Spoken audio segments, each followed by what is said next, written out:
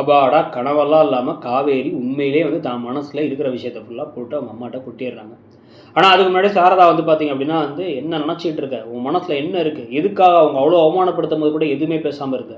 அப்போ ஒரு அம்மா கேட்கக்கூடாத கேள்வி எனக்கு கேட்க வச்சிருவியா? வெறும் கான்ட்ராக்ட் மேரேஜ் தானே, அப்புறம் என்ன உனக்கு அவ்வளோ வலிக்குது, அவங்க கூட வேணாம் வேணுங்கிற, கையெழுத்து போடாமல் இருக்க, ஆம்பளை பையனாட்ட கோவப்படுவதில்ல, கையெழுத்து போட்டு கொடுத்துருக்க வேண்டியதானே, உண்மையை சொல்லு அப்படின்ட்டு இருக்கும் போதே உண்மையை சொல்லிடுறேன். இது கான்ட்ராக்ட் கல்யாணம் இல்லை, இது நிஜமான ஒரு கல்யாணம் தான். நாங்கள் 2 பேரும் வந்து கணவன் மனைவியாக வாழ்ந்துட்டோம். முதல்ல கான்ட்ராக்டாக ஆரம்பித்து அப்புறம் கணவன் மனைவியாக வாழ்ந்துட்டோம். அதோட அடையாளமாக நான் இப்போ ப்ரெக்னெண்ட்டாக இருக்கேன் அப்படின்னு நம்ம சொன்ன அதே வசனம் தான்.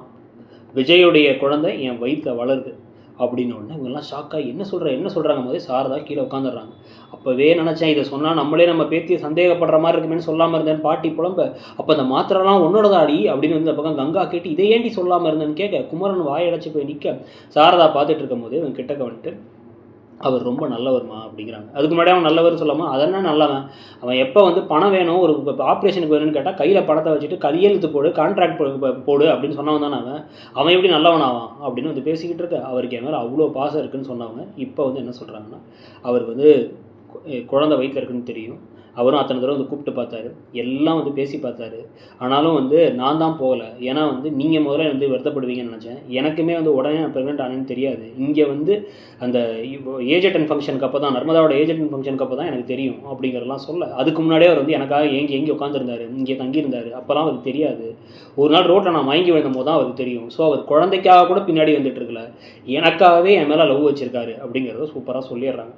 அதுக்கு முதல்ல பாட்டி வந்து அவன் வாக்குக்கு கட்டுப்பட்ட வேண்டி குழந்தை வைத்திருக்கன்னு தான் வந்திருக்கான் அப்படின்னு பேச, அதெல்லாம் கிடையாது, அவர் எனக்காக தான் வந்தார், குழந்தைங்கிறத ஒரு ஆடட் போனஸ் மாதிரி தான் அவருக்கு அப்படிங்கிறத சொல்லும் போதே சாரதா ஷாக் ஆகி நின்னதுக்கப்புறம் இதெல்லாம் நீ சொல்லவே இல்லையே, இதை வச்சு எப்படி சத்தியம் பண்ண அப்படின்னு வந்து கேட்டுட்டு இருக்கும் போது இல்லைம்மான்னு பேசிகிட்டு இருக்கும் போது இவங்க என்ன சொல்கிறாங்க, நான் வந்து அந்த தம்பிகிட்ட பேசணும், அவனை இங்கே வர வைங்க அப்படின்னு குமரன்ட்ட சொல்லிடுறாங்க.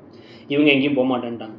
உடனே இப்போ குமரன் நான் கிளம்பி போய் கூட்டம் தரேன், சேர்த்து வச்சே தீரணும்னு கிளம்பி போக, இவ்வளோ விஷயத்த மனசில் கஷ்டத்தை வச்சுட்டு ஏண்டி உட்காந்துருந்த, அந்த பாட்டி வந்து உன்ட்ட பேசியிருக்காங்க, அதனால தான் வந்து நீ அவர்கிட்ட போக மாட்டேன்ருக்கனையா சொல்லியிருக்கலாம்ல, பசுபதிக்காக விலகி நிற்கிறேன்னு அவருக்கு தெரிஞ்சிருக்கணும்ல, அந்த வீட்டில் போய் நீ ப்ரெக்னெண்ட்டாக இருக்குன்னு சொன்னாலே பிரச்சனை சரியாயிடும், எல்லாத்தையும் பேசுகிறாங்க. இவ்வளோ தெளிவாக அவங்க பேசும்போது தான் நமக்கு கொஞ்சம் பயமாக இருக்குது, என்ன செய்ய போகிறாங்களோ நெகட்டிவான்ட்டு.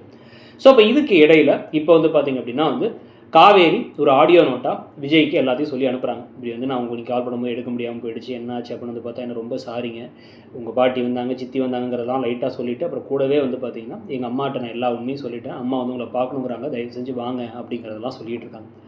இதெல்லாம் வந்து ஆடியோ நோட்டாக அனுப்ப இதுக்கு நடுவில் இவங்க சாரதா வந்து என் பிள்ளை தலைக்கு தண்ணி ஊற்றணும்னு கூட தெரியாத அளவுக்கு நான் மோசமான அம்மாவாக இருந்திருக்கேன், நான் ஏன் அப்படி நடந்துக்கிட்டேன், என்ன ஏது அப்படின்னு அவங்க தனியாக யோசிச்சுட்டு இருக்காங்க. உடனே விடு அதெல்லாம் பற்றி என்ன பண்ணுறது, நீ அவளை சந்தேகமே படாமல் இருந்திருக்க அவ்வளோதான் அப்படின்னு வந்து பேசிக்கிட்டு இருக்க. இப்போ விஜய் எங்கேயோ ரோட்டில் உட்காந்து பன்னு சாப்பிட்டுட்டு இருக்கவர் அந்த ஆடியோவை கேட்டு சந்தோஷமாகி உடனே கார் எடுக்கிறாரு. ஆனால் இதுக்கப்புறம் இங்கே தான் ட்விஸ்ட் வரப்போகுதுங்கிறது நாளைக்கு எபிசோடில் தான் தெரியும். நீங்கள் என்ன நினைக்கிறீங்க, அந்த கதை இப்போ எப்படி போகுதுன்னு நினைக்கிறீங்க, என்ன எதிர்பார்க்குறீங்கிறத சொல்லுங்கள். அப்படியே மறக்காமல் இடம்பொருள் சேனலையும் இடம்பொருள் நவ்வையும் சப்ஸ்கிரைப் பண்ணிக்கோங்க. தேங்க்யூ.